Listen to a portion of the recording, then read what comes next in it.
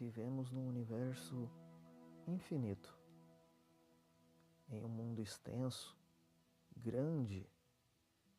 Sim, o mundo é muito grande, cheio de suas formas, cores, sons e tantas coisas que nos fascinam. Paisagens, campos, árvores, estações do ano, elementos, tantas coisas para serem vistas e admiradas. Cidades, prédios, casas, carros, pessoas, brinquedos, praias, litorais, elementos como a água, fogo, ondas, e tudo isso nos leva a querer desenhar. Desenha pra mim aí. Oh, qual é que é? Tá querendo me dizer que você vai cobrar esse tanto? Por que cobrar tanta coisa num simples desenho? É uma coisa tão simples de fazer, rapidinho você faz. Você tem aí, ó, uma caneta, um material. O material que você vai gastar uma folha e um lápis. Eu te dou aí, ó, a folha e o lápis e você faz pra mim. Pô, como assim? Desenhista? Desenhista não é profissão. Por que não ser um médico ou algo do tipo? Será que você não entende? Desenho é coisa de criança. Quantas vezes você já não viu isso? Quantas vezes você, como desenhista, ou até mesmo consumidor de quadrinhos ou de qualquer outro tipo de mídia nerd, não caiu já nesse dilema? Ser categorizado ou até mesmo taxado como uma coisa de criança, uma coisa infantil? Por que será que o quadrinho é visto dessa forma? Por que o desenho é sempre tido como uma coisa simples, barata, que não deveria ser paga para ser feita? Por que ele não é visto como profissão? Será que podemos responder esse tipo de pergunta? Eu sou o Flamos, você está no Ponto Fugitivo. Então vamos tentar ver como o quadrinho acabou chegando aqui no nosso universo tupiniquim, no nosso Brasil. Roda a vinheta aí.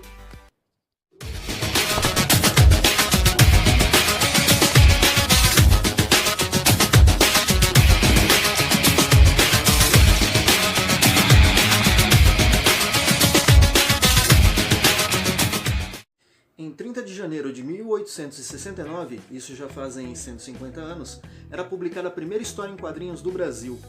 O italiano Angelo Agostini, ele era um múltiplo artista, ele desenhava coisas do cotidiano no jornal, entre elas até mesmo sátiras políticas que eram feitas na época.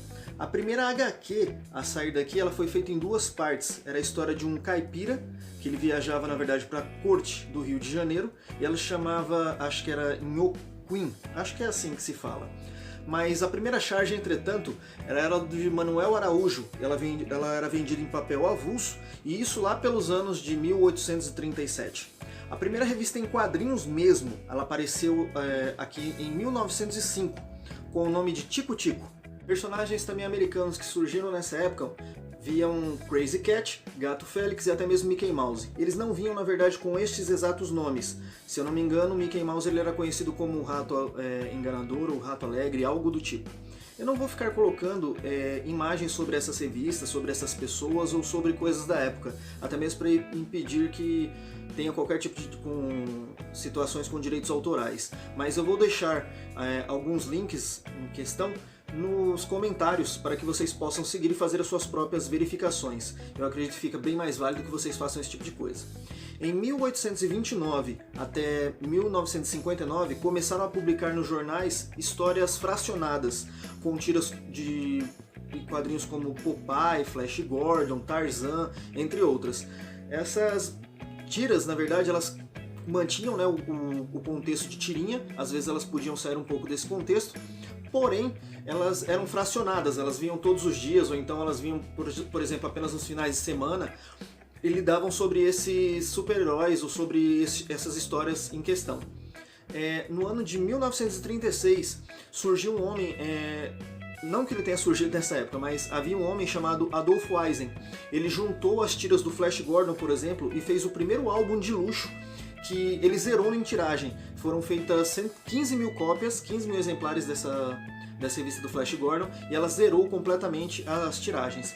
Tem um fato curioso sobre o Eisen, que ele na verdade ele era judeu e ele era nascido na Rússia, só que ele veio para o Brasil. Durante a época em qual ele estava aqui, havia uma lei no Brasil em que não permitia que qualquer pessoa que não fosse nascida em solo brasileiro tivesse empresas. Então o que foi que o Eisen fez? O Eisen foi e forjou uma certidão de nascimento, na onde comprovava que ele havia nascido na Bahia. Ou seja, desde lá de tempos atrás, sempre tem o brasileiro dando um jeitinho, até mesmo pessoas de fora, e provando cada vez mais que é muito difícil você ser empresário no Brasil.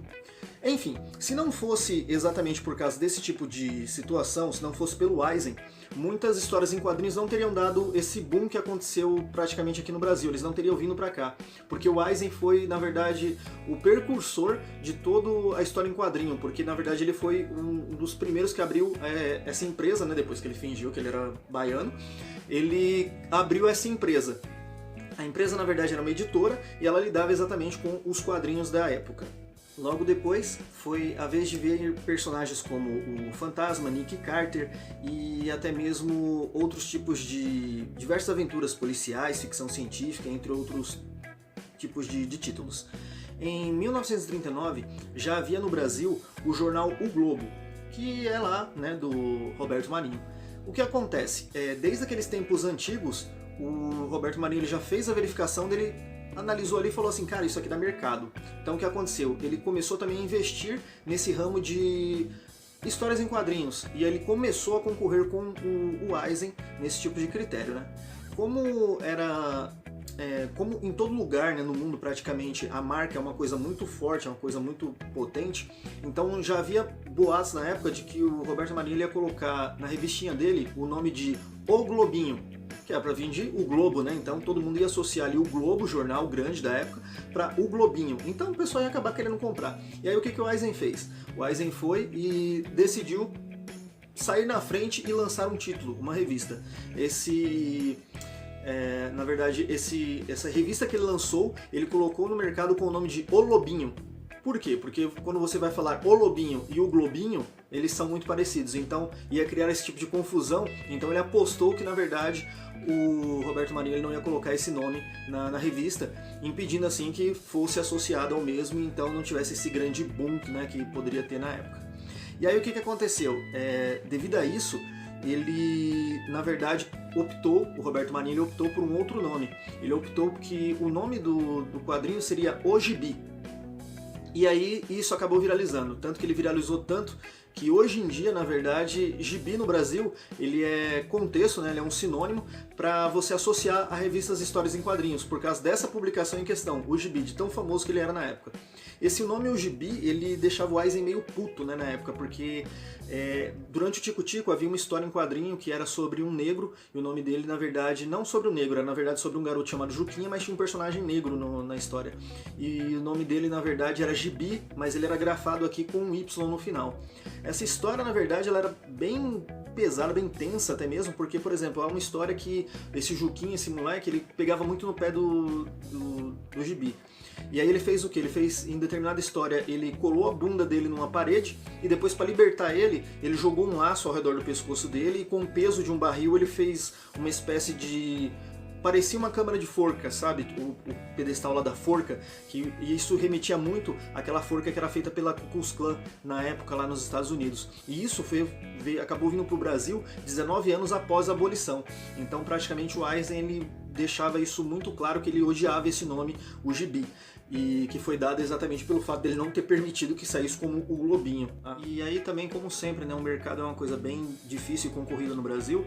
Roberto Marinho ele decidiu investir cada vez mais em alguns títulos que eram de poder do Eisen. Então ele começou a pagar mais, na verdade, para poder ter esses títulos para ele. Até que ele levou muitos títulos do Eisen embora, né, para as páginas ali do seu Gibi. E aí até mesmo em uma das páginas lá anteriores, né, quando o Eisen até mesmo estava para cancelar alguma das histórias, acho que foi numa história do Flash Gordon, ele colocou que na verdade o título iria passar, né, era para as pessoas que acompanhavam aquele quadrinho, eles acompanhassem a partir dali no gibi, que seria a próxima aparição do personagem em questão. Mas mesmo assim o Wise ele não desistiu, e ele acabou investindo em personagens menores, até mesmo em editoras que tinham detentes de alguns personagens menores, como por exemplo o Tarzan, o Dick Tracy, entre outros em questão. Ele continuou publicando, mesmo assim ele continuou publicando, trazendo histórias de quadrinhos para o Brasil. E depois de um tempo, os quadrinhos que eram até então preto e branco, eles começaram a trazer páginas coloridas. E com esse novo tipo de situação, começaram a chegar também títulos em questão de faroeste, que eram vários títulos italianos, e até mesmo histórias do tipo terror aqui para o Brasil. E junto com o título de terror, acabou acontecendo também uma outra situação. Acabou chegando o erotismo nas páginas dos quadrinhos. Esse erotismo em questão ele era muito bizarro, muito estranho, porque tinham algumas histórias sobre uma mulher diabo, sabe, como se fosse aquelas mulheres que tem nas casas de Umbanda, e ao mesmo tempo aquilo trazia uma espécie de desconforto, dava um certo tipo de receio, e mesmo assim, ao mesmo tempo assim, trazia um certo tipo de excitação para a molecada da época que não era acostumada a ver mulher pelada e tudo mais em páginas ali desenhadas até então, né? E a gente chegou numa época em que começou tudo a ficar meio complicado. Em 1954 havia um psiquiatra, o nome dele era Frederick Wertham, e ele começou a associar o Batman e o Robin com homossexualidade, começou a colocar a Mulher Maravilha como uma forte tendência lésbica e tudo mais, e isso aí ele acabou criando um livro ali onde ele colocou algumas informações de que começou a atacar o moralismo naquela época, né? Devido a esse livro dele, então várias empresas, várias editoras da época, elas começaram a recorrer para tentar mudar o tipo de classificação das histórias. E aí foi criado um negócio chamado Comics Code. O Comics Code, na verdade, era como se fosse uma classificação, ou na verdade um tipo de decreto de como que as histórias em quadrinhos poderiam passar a ser a partir dali. Entre o Comics Code tinha uma versão brasileira também, que ela acabou vindo para cá, né, durante essa mesma época, em que ela merecia atenção, na verdade, 2 parágrafos, são 2 artigos. Deixa eu pegar aqui no meu caderno aqui, que senão eu não vou me lembrar exatamente, vou ler, na verdade, para vocês aqui. Vai dizer que vocês também têm caderno, pelo amor de Deus, né, gente? Então vamos lá. A versão brasileira ela tinha 2 artigos que merecem atenção. Era o artigo 8º, que era escrito da seguinte forma: relações sexuais, cenas de amor excessivamente realísticas, anormalidades sexuais, sedução e violência carnal não podem ser apresentadas nem sequer sugeridas. Artigo 11º. São inaceitáveis as ilustrações provocantes, entendendo-se como tais as que apresentam nudez, as que exibem indecente ou desnecessariamente as partes íntimas ou as que retratam poses provocantes. Então, esse código, ele acabou com várias exposições que haviam durante a época, né, devido nas HQs norte-americanas, até mesmo que era uma época da Guerra Fria, e no Brasil a gente tinha um selo nas capas que era parecido, que aparecia na frente das capas assim, aprovado pelo Código de Ética. E durante o regime militar, isso foi muito inflado, até mesmo pelo moralismo que havia dentro do Brasil, né, que tem até voltado bastante nas décadas de hoje, né, em questão aqui pelos lados de cá.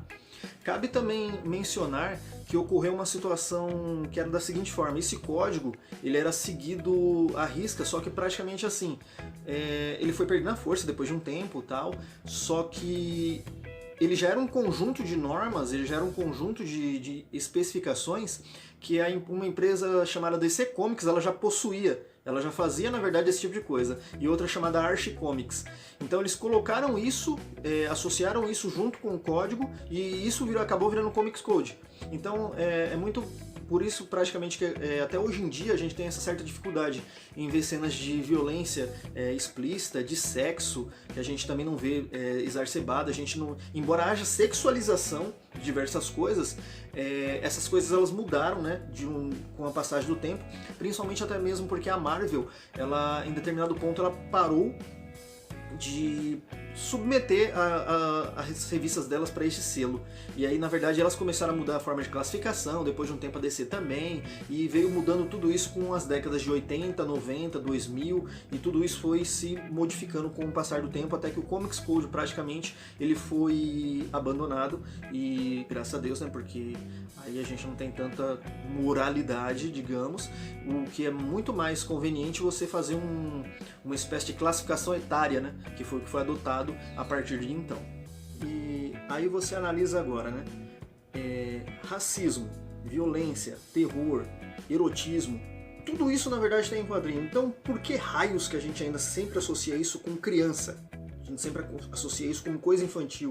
Por que desenhos ou, na verdade, filmes, a gente sempre tem a tendência de querer associar muitas das coisas voltadas para um público só, quando na verdade ele pode ser mais amplo. O desenho em questão e até mesmo o quadrinho, ele é mais ainda pior visto, né? Eu não sei se é porque o desenho é caricato, mesmo que ele traga uma situação que é bem adulta, como personagens que, por exemplo, na época anterior dos desenhos animados, eles bebiam, eles fumavam e tentavam matar uns aos outros, mas era sempre esse tipo de situação. E assim, você percebe que aquilo não é voltado exatamente para criança, exatamente, mas o mercado ele acaba associando o desenho para isso. A gente já fazia desenho, eu até gosto de considerar que a primeira história em quadrinhos que existiu foi aquelas artes rupestres que haviam lá nos Homens das Cavernas, né, que faziam aqueles desenhos nas cavernas. Praticamente para mim aquilo ali já era história em quadrinho. O cara criava uma história e criou ali os desenhos, colocou para ter associação. A gente foi desenvolvendo isso com o tempo.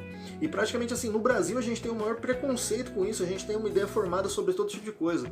Só que conforme várias pessoas elas cresceram na verdade dentro desse ambiente, elas vieram se desenvolvendo no passar dos tempos, elas hoje em dia elas consomem essa mídia mesmo elas sendo adultas. Elas incentivam seus filhos algumas vezes, tem os outros que na verdade querem dar o moralismo de não deixa a criança assistir isso, não deixa a criança ver aquilo. Eu acredito que na verdade existem mídias para cada tipo de idade e você não deveria associar isso exatamente só para um caso. Como por exemplo, eu acho que é um dos fatos pelo qual eu gosto muito de mangá e gosto muito dessa vertente dos quadrinhos no Japão. No Japão eles não têm, na verdade, esse tipo de situação. Eles têm, na verdade, um mercado amplo, muito amplo mesmo, de quadrinhos. Existem diversas editoras, sai praticamente toda semana sai capítulo de história em quadrinho lá, sai capítulo de mangá. E o mangá é dividido para diversos tipos de segmentos. Tem para criança, infanto-juvenil, tem um adolescente, tem um adulto. Para vocês terem uma ideia, a história ela pode vir daquelas engraçadinhas para crianças e até mesmo, na verdade, o shonen ou shoujo, que a gente conhece para os adolescentes, que é uma das coisas que mais vem pra cá, mas também existem histórias que elas são como se fossem novelas, como se fossem séries, que elas são apenas do dia a dia do escritório de um cara, ou então do dia a dia de uma dona de casa, do dia a dia de uma mulher que fez isso, de um homem que fez aquilo. Existem vários nichos dentro do Japão. Eu acho isso muito válido, até mesmo pelo fato de que eles têm uma erotização muito alta, que é o hentai, né, que na verdade rende bastante pano para manga lá e até mesmo dá bastante emprego para desenhistas no local. E eles têm uma violência exacerbada. Por exemplo, se tem alguns capítulos que na verdade você vai ver diversos tipos de violência e outros tipos de situações. Um deles em questão seria uma das histórias que eu quero ler aqui, na verdade, que ela é chamada de Blade, a Lâmina do Imortal, que vai ser, na verdade, a leitura dinâmica, né, que eu vou fazer, vai ser a análise dinâmica, que eu vou fazer exatamente desse mangá. Eu vou relê-lo, eu já o li diversas vezes, mas eu vou pegá-lo novamente de diversas partes e vou lê-lo e vou criar sempre um capítulo diferente de acordo com o que eu for lendo, para explicar e falar da forma como que é, para ver se eu deixo, na verdade, mais pessoas interessadas por esse tipo de situação. Eu acredito também que o que basta hoje em dia é o fato de que o desenhista ele não tem o exato ponto dele receber, na verdade, aquela informação de que ele é importante. Os únicos desenhos que, na verdade, são vistos de outra forma são normalmente aqueles desenhistas técnicos ou aqueles que são, na verdade, arquitetos. Agora, pessoas que fazem outro tipo de desenho, até mesmo são vistos positivamente também, né? O estilista, por exemplo, que eles fazem roupas e tudo mais. Porém, todo outro tipo de desenhista ele é praticamente esculhambado pela sociedade, praticamente tem diversos tipos de desenhistas pelo mundo inteiro, só que ele é mal visto mesmo dentro do Brasil. Dentro do Brasil é uma coisa bem precária, em outros lugares também acredito que seja, mas por exemplo, dentro dos Estados Unidos há um mercado para HQs, dentro da Europa há um mercado para HQs, no Japão há muito mercado para HQ, e eu acredito que na verdade uma coisa que a gente não tem aqui exatamente se deve pelo fato de que o brasileiro ele não lê muito, ele não tem muito interesse nisso, mas também isso vem praticamente bastante da gente. Eu acho que a gente deveria, na verdade, incentivar mais as pessoas a lerem e fazer diversos outros tipos de coisas para que elas pudessem ter isso como um ponto focal dentro do Brasil. Que aí, quem sabe, a gente não podia crescer esse tipo de situação e aí todo mundo que é desenhista, todo mundo que quer ser desenhista, na verdade, poderia ter uma visualização melhor, até o pessoal que é roteirista, arte finalista e tudo mais.